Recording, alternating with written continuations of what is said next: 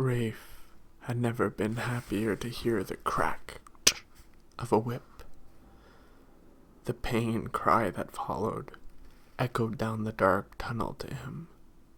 He took heed of the warning. It meant he was nearing the mine proper. He rechecked his stolen clothes and pulled his cloak's hood farther over his head. At last, he had been following the trail of the others for at least 2 bells. He wagered it must be close to last meal. The fare was usually a maggoty gruel, crusts of bread, maybe a sliver of hard cheese, or sometimes the rind of a melon left over from feeding the oxen. Still, his empty stomach growled in complaint at missing out. "Hush," he whispered, "I'll feed you later." "Hey, what's up?" It's for trade ASMR, and today we're reading chapter 6 in the series of The Starless Crown by James Rollins. So let's get into it. Taking an extra bit of caution, he trimmed the lamp oil's taper and squeezed the flame to a flicker. Shadows drew more tightly around him. He knew he had to hurry.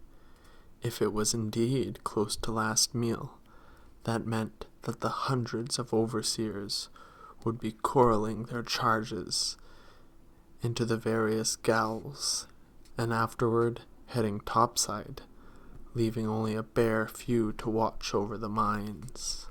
Rhaif had intended to leave with them. He continued to follow the trail that skirted along the edge of the busy core of the mine.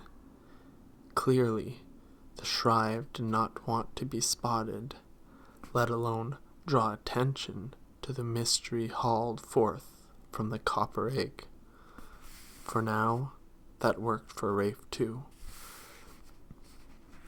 The rumble and grind of the mine grew even louder. Soon, a constant hammering echoed in all directions. Ding, ding, ding, ding.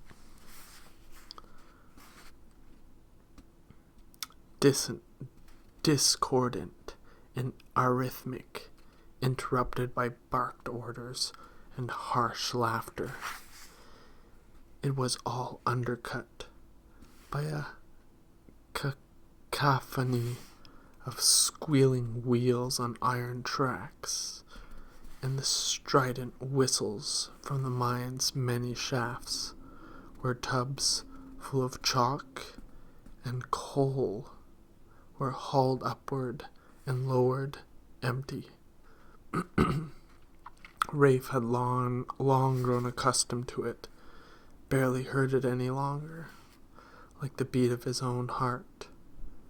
But not now, his ears strained for every note of this dark chorale of misery and hardship, listening both for any hint of discovery and to orient himself to his location.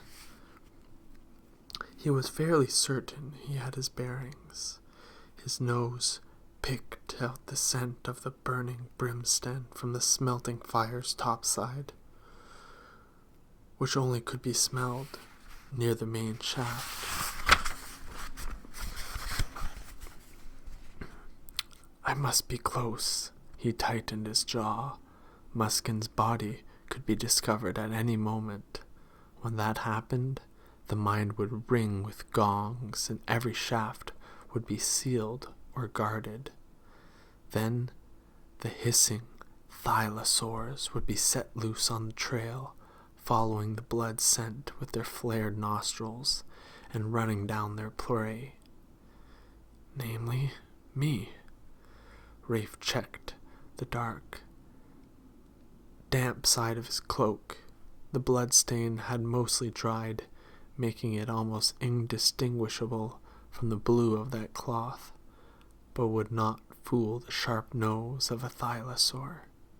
Knowing that, he dared wait no longer. Now or never. He tightened a fist and abandoned the trail. He took the next tunnel that aimed for the heart of the mind. As he rounded the corner, focused still on his stolen cloak, he ran square into a pair of hulking overseers coming his way. Startled, he stumbled backwards, only to have his shoulder grabbed, his cloak bunched in a scarred fist. Rhaif was sure his ruse had been exposed. Still, he kept his head down. "You're with us," the overseer said, and marched past him, dragging Rhaif along.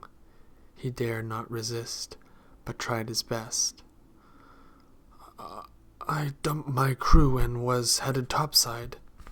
"That can wait," the man's partner said. "Work's not done yet." Rhaif was released and was plainly expected to follow. He obeyed, but he trailed by a few steps.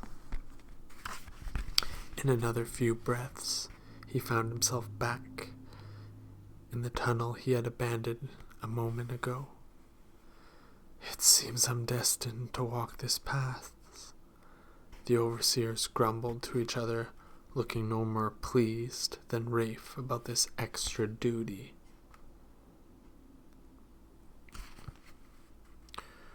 "What's all this tumult about anyway, you think, Carl?"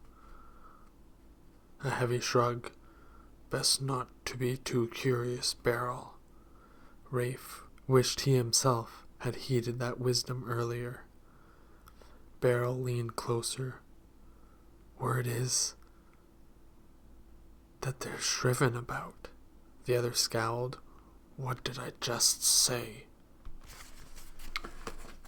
The pair looked to be brothers, both black-haired with thick noses, fleshy lips, and pinched eyes from years of squinting at the endless sun glaring off the sand and rocks.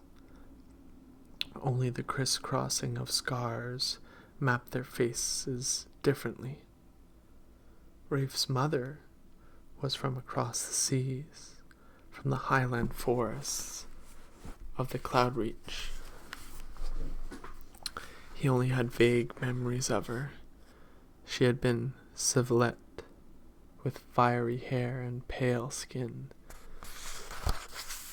She was nothing like the folks in the territories, with their dark sun-burnished complexions and beefy frames. From such a commonling, Rhaif ended up slightly taller and thinner of limb than most. His hair was a ruddy auburn, his features less rocky. Best of all, he had been born with his mother's natural gift of agility, speed, and balance. It was why he had been so readily recruited into the guild at a young age.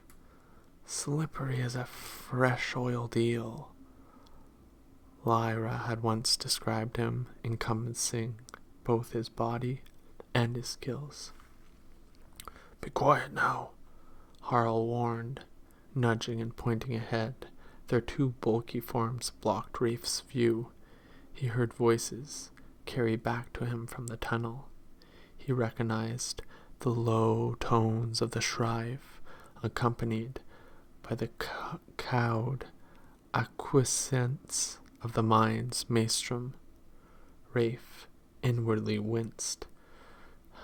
"Can't rid myself of these pervy swinks," the maelstrom called over to them. "You two, take this lot to the privy gal up a ways. Wait for me there with them." A clank and a rattle of change announced the presence of the doomed miners. Rhaif remembered the the whispered words of the Rhaif, the maestrum's palm resting atop his dagger. Rhaif wanted to shout a warning, but what would that accomplish? Only get me killed too. Harl and Beryl grunted their assent.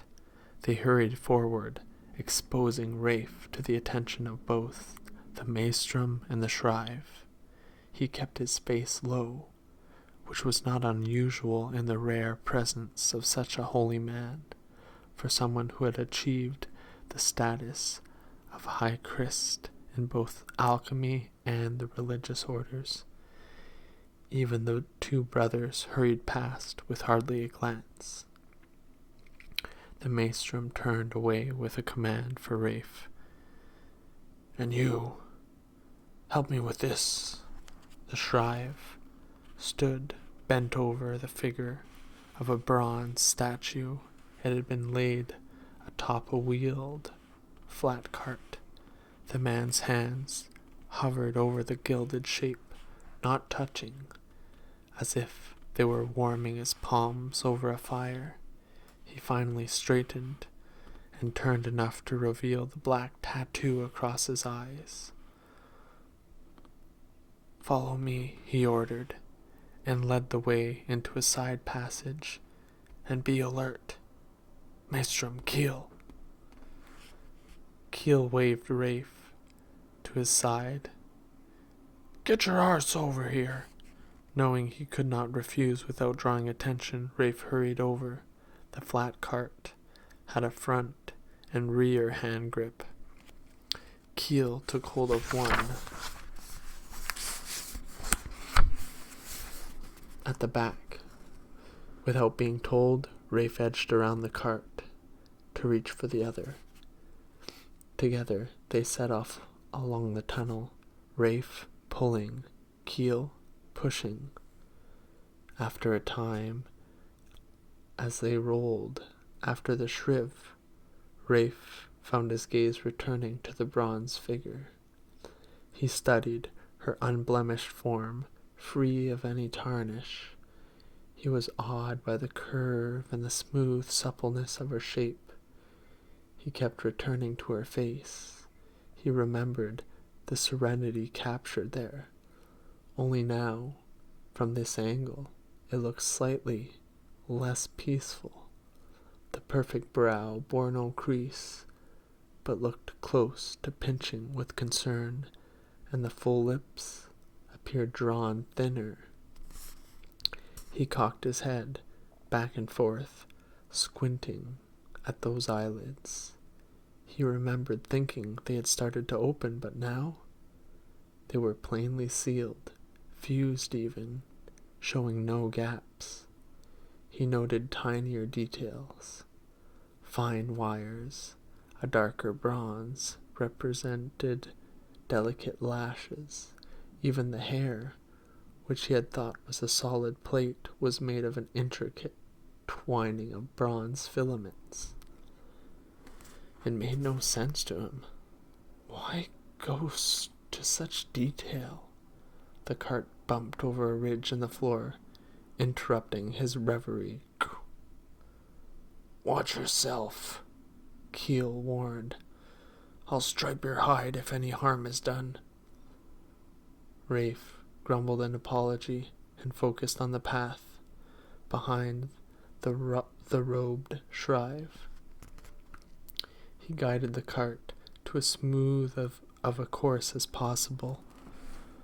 Only now did he realize he was lost again. The Shriv was leading them into a maze of ever narrowing passageways. It was a section of the mine that Rhaif hadn't known existed. The walls here drifted from white chalk to a dark, glassy stone. There were no axe or chisel marks. The tunnel looked less like it had been dug out as melted through. "Where are we?" He risked a glance towards Keel.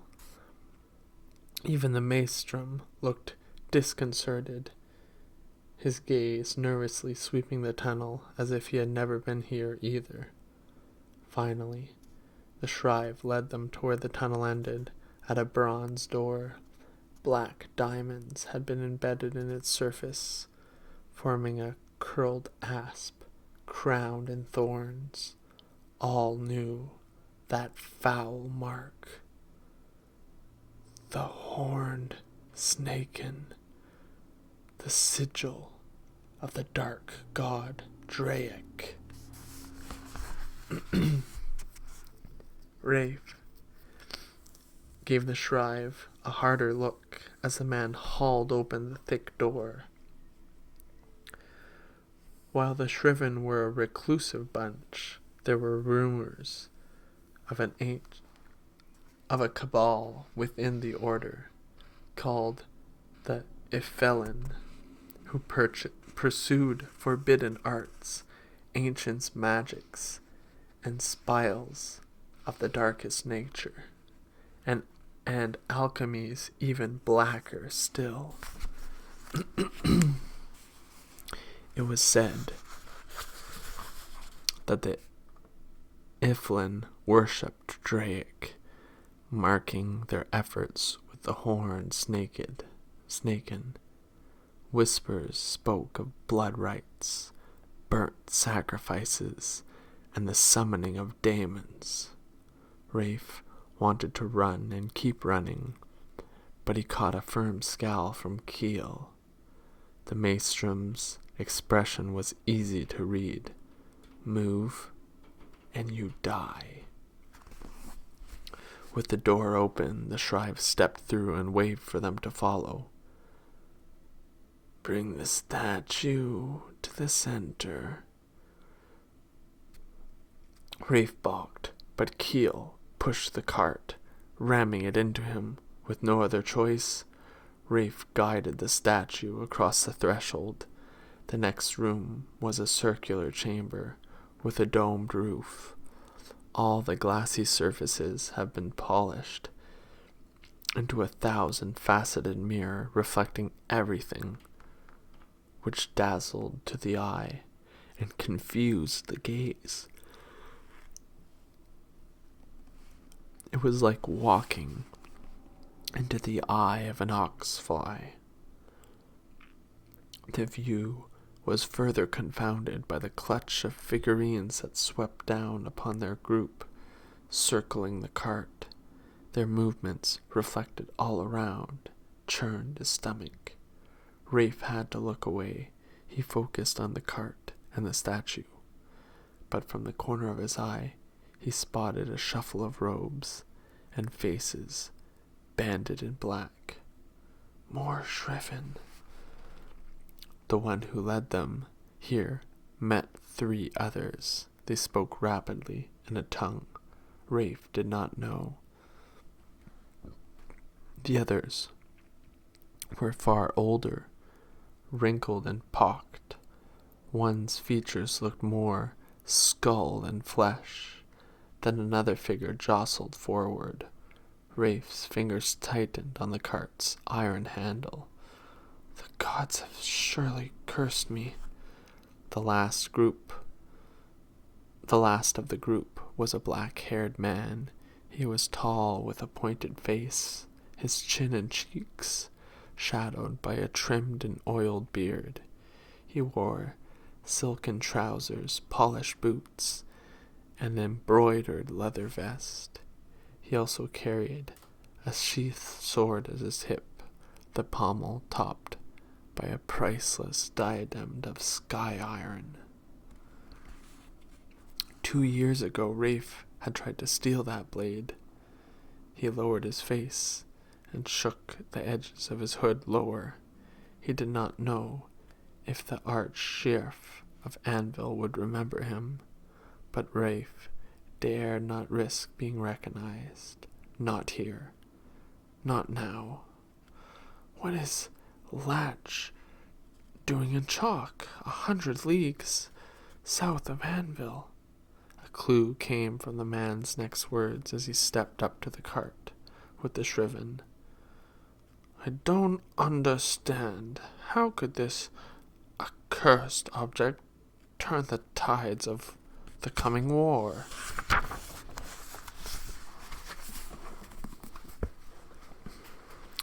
Rhaif frowned within his hood.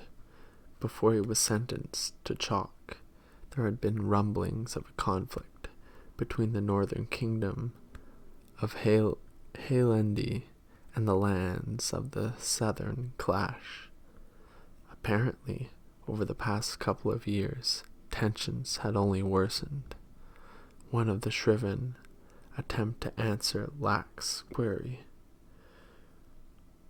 We will need further study, but what we have fathomed. He was cut off by the Rhaif, who had led Rhaif here.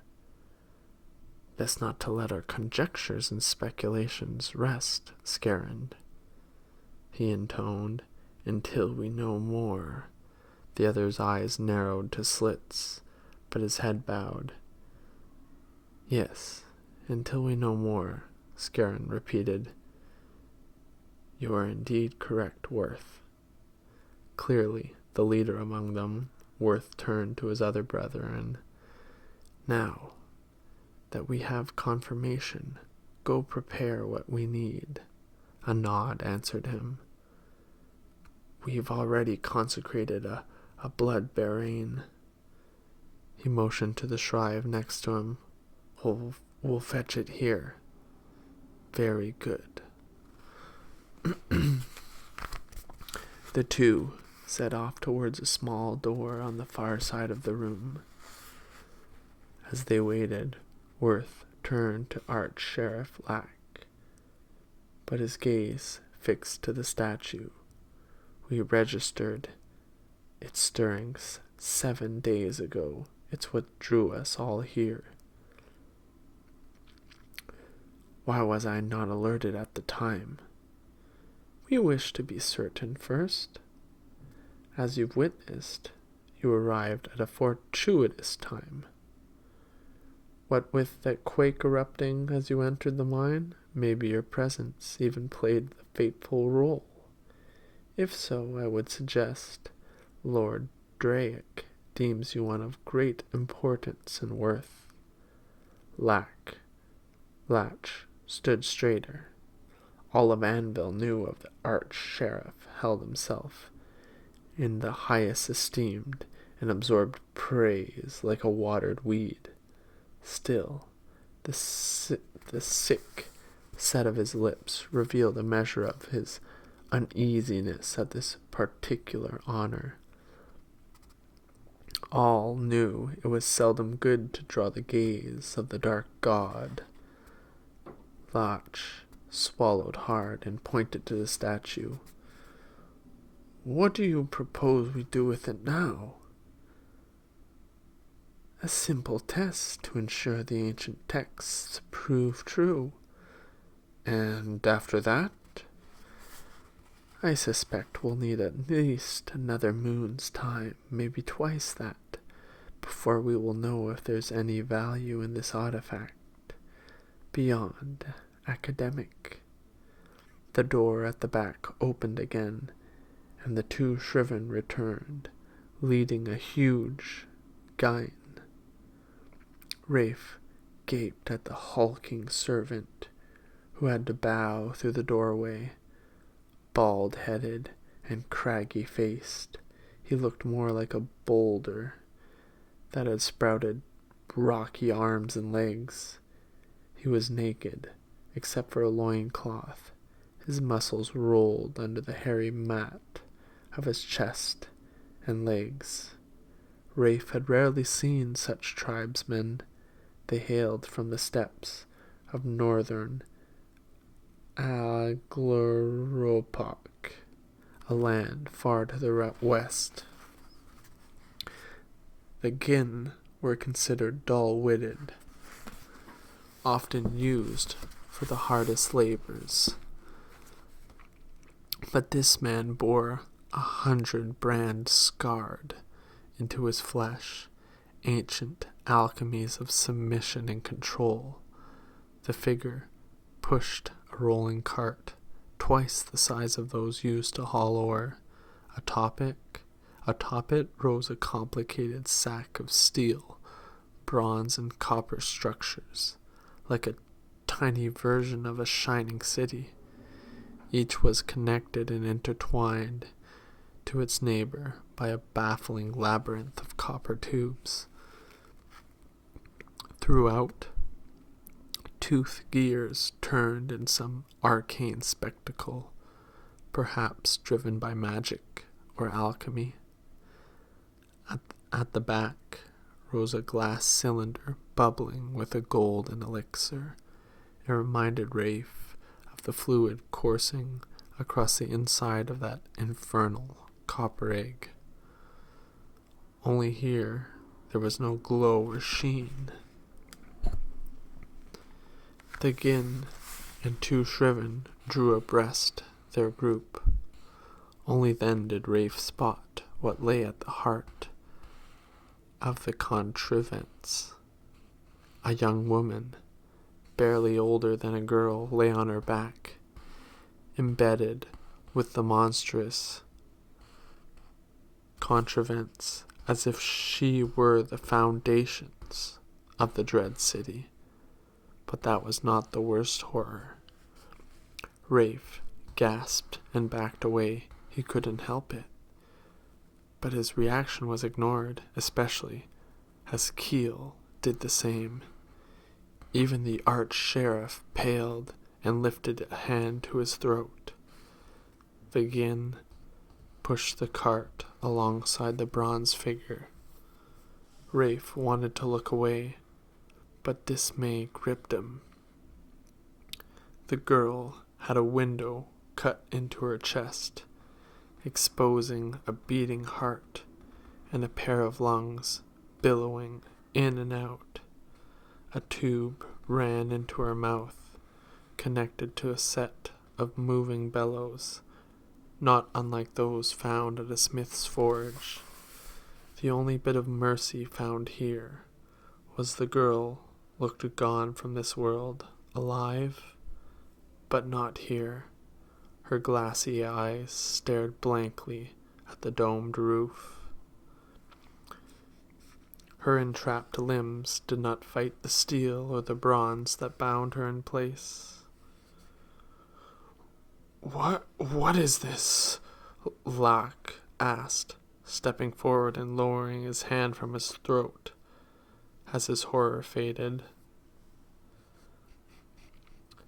A blood baron, Rhaif explained. You need not understand. Few do beyond our circle, but it will serve as the test I mentioned. Worth circled to the tall cylinder and manipulated something back there. As he did so, a darkness flowed into the golden fluid. It spiraled and spread. The exposed heart of the girl began to beat faster, as if in panic. Rhaif returned his attention to the darkening cylinder, recognized what contaminated the golden fluid: blood, pumped into the chamber by the girl's own heart. As they waited, the Shriven whispered in their arcane tongue, occasionally pointing or peering closer.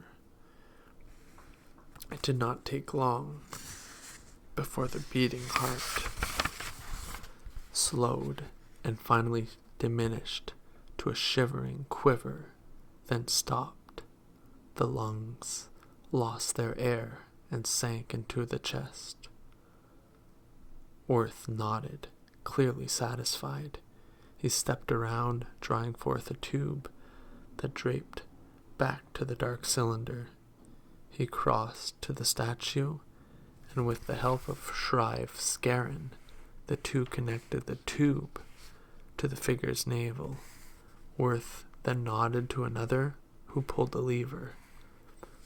With an ominous moan, the cylinder drained, emptying its elixir through the tube and into the hollows of the statue's belly. Once it was finished, Worth unhooked the tube and tossed it back to the cart. The Shrive's attention remained on the statue. What's supposed to happen? Latch asked. Patience, Worth whispered, We shall see. Rhaif held his breath. Then a soft sheen brightened the bronze, so subtle, only Rhaif seemed to notice it. None of the others reacted. He gulped and wanted to back away, but feared drawing attention. The sheen seemed to warm the coppery bronze, while the metal remained unmoving and hard. The reflection of the room's lanterns off its surface shimmered and flowed, refracting the light into brighter hues of crimson, azure, and emerald, like oil spreading over water. Gasps rose from the others now. Some drew nearer, others retreated. Rhaif kept his spot. As he watched, one of the folded hands lifted, drawing up an arm. Stunned, they all withdrew, except for Rhaif. He remained transfixed at the wonder of it all. He remembered those eyes opening earlier, as if stirred by the memory. Those lips parted again, shining forth with golden light. I hadn't imagined it. The bronze head turned, swiveling slightly to one side. The arch-sheriff shifted away to avoid its gaze.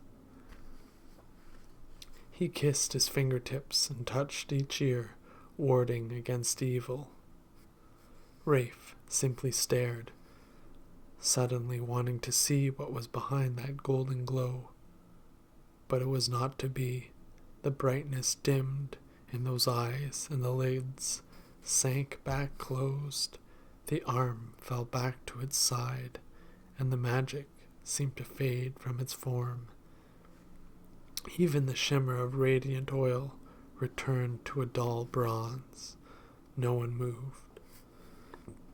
No one spoke for several stunned breaths. What was that?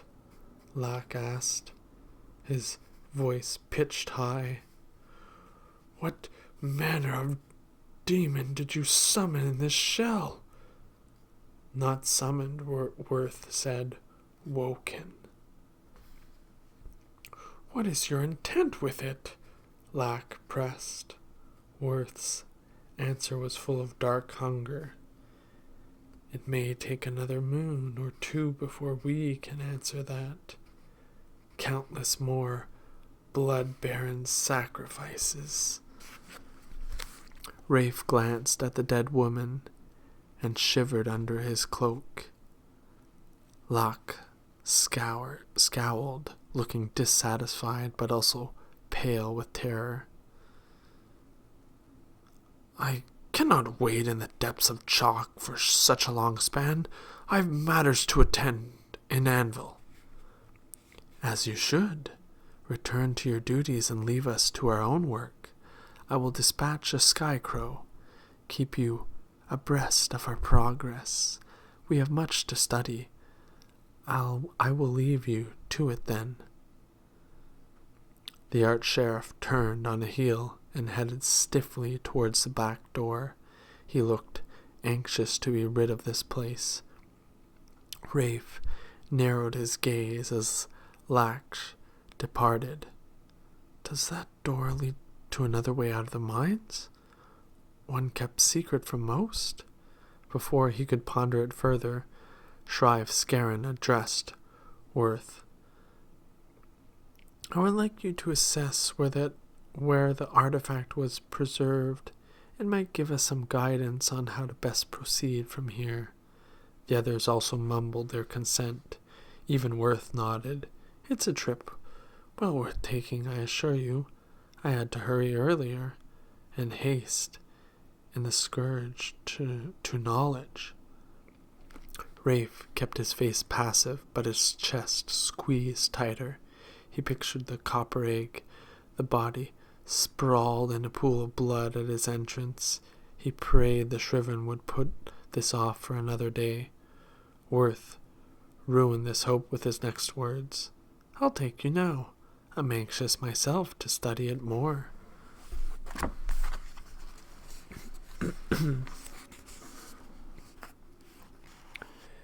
He headed toward the main door, drawing the others with him, even the hulking form of the Gin.